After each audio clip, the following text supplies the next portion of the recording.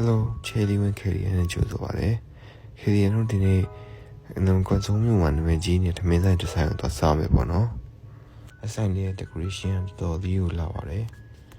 မသိရင်ဂျပန်နိုင်ငံကိုရောက်သွားလို့မျိုး vibe လေးရောက်သွားဗျာဝင်ချင်းမှာတော့သူတို့ရဲ့ kitchen မှာနော်တော်တော်တန့်ပါတယ် kitchen မှာသူတို့ကတန်းမာနဲ့တန်းပြီးတော့ချက်ပြီးတော့ပေါ့နော်kitchen ပြီးမှပဲအခမဲ့ယူစားလို့ရတဲ့ဆင်လေးရှိပါတယ်သူတို့အချင်းတွေပါလေယူစားလို့ရတယ်ပေါ့နော်ထီတော်ဝါတာတို့ထီတို့ဘာလို့ဂုံကြီးတောက်လို့ရပါတယ်ဒါကတော့ယူနီချင်းရဲ့ honest reaction လေးပေါ့နော်ယူနီချင်းဆန်နဲ့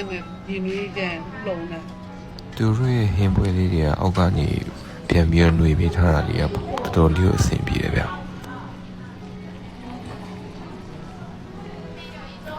တော့ဟင်းပွဲလေးတွေကလည်းရုပ်ရှင်စကားတွေအတိုင်းတော်တော်လေးကိုလှတော်တော်လေးလည်းစားလို့ကောင်းပါတယ်စားကြပါဦးဒါကတော့ KDN ရဲ့ကင်မရာရှိမှစားပုံစားနေပါအပြင်မှာတော့တွေ့လူသမားလူတိုင်းကတော့အကြောင်းသိပါတယ်ဗျဒါကတော့ KDN ရဲ့အကြီးဆုံးမှနေအသားလုံးတွေကို reaction ပေးတော့မှာပါအထဲမှာဘာလေးလဲမသိပါတကယ်ဇက်နေ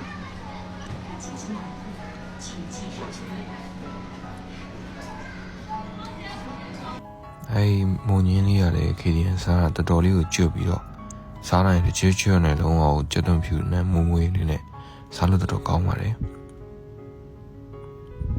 KDN favorite dish ကတော့ဒီဟာပါမူချောက်ချော်လေးပါတော်တော်လေးကိုစားလို့ကောင်းတယ်ဗျဒီဟာလေးကတော့ဒူဖီငါ့ကိုတော့ခရမ်းကျင်လေးနဲ့အချိုးချက်ထားတာပါနည်းနည်းချိုးပေမဲ့ကလေးတွေနဲ့လူကြီးတွေတော့တော်တော်ကြိုက်မဲ့ဟင်းရဖြစ်ပါတယ်ဖဲရှားလေးနဲ့ချက်ထားတဲ့အသားလုံးနဲ့တော်တော်စားလို့ကောင်းပါတယ်ထူးဆန်းတာသူ့အထဲမှာကြာဆွဲတွေပါထည့်ပေါင်းတာကွာအဲ့ဒါထည့်ပေါင်းတော့တော်လေးကိုစားလို့ကောင်းပြီချွတ်နဲ့စားလို့ကောင်းပါတယ်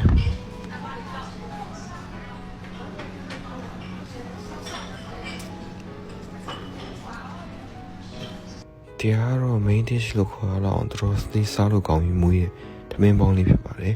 ထမင်းပေါင်းဆိုရင်တော့ထမင်းကိုဘာနဲ့ပေါင်းလဲတော့မသိဘူးတော်လေးမွေးပါလေဗျထမင်းလေးတွေလည်းတော်တော်လာပါတယ်။ဒီကသားမွေးတကယ်ဆန်နဲ့လေမွေးချိုင်းညာ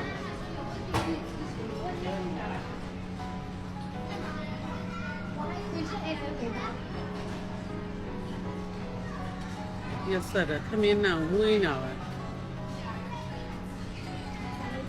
နောက်ဗီဒီယိုလေးမှာပြန်တွေ့ပါမယ် bye bye